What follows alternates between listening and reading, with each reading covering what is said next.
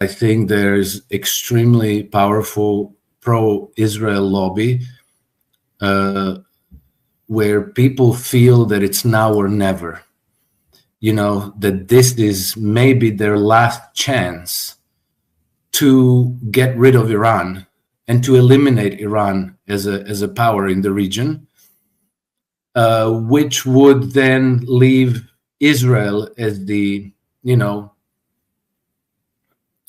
undisputed regional hegemon, in their fantasies, in their minds. And so they feel that now that they have, let's call it a pro-Zionist administration in the White House, that is their chance. And because Israel is crumbling like a house of cards as we speak, and they are literally on the tipping point of a possible civil war, their only last hope is a major military escalation in the region that would then push the United States to step in. I think it would be very difficult for Trump to avoid coming to Israel's aid because of, American internal politics. And then if the United States stepped in, then, they could drag the whole of NATO into that war. And it would be a disaster for everyone.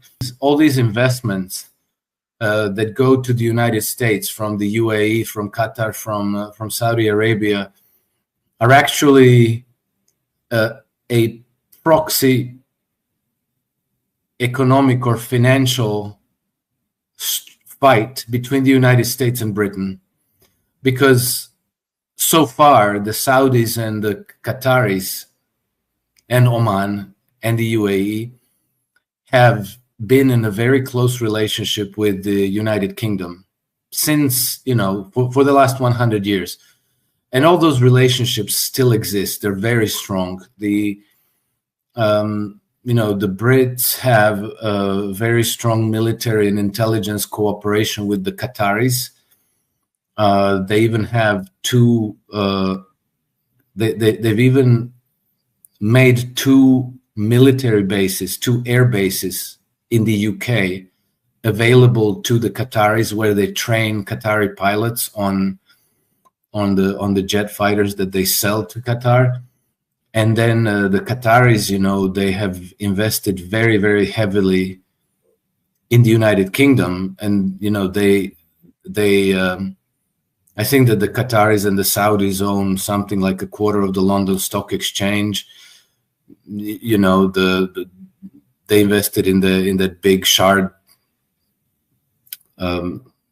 skyscraper in London, which is one of these big monstrosities that was recently built there. Harrods and things like this. So a lot of the money that is that they earn from their sale of oil and gas is recycled in Britain through London, which is helping float up the British financial system, which is otherwise in a catastrophic state. And so Trump went there and he negotiated that a lot of their investment will now be going to the United States, a greater extent. So, the dollars that go to the United States are not going to go to London. And so I think that in this sense, Trump is eating London's lunch there. And at the same time, he's, I think, weakening the hand of London, which is still extremely influential in the Middle East.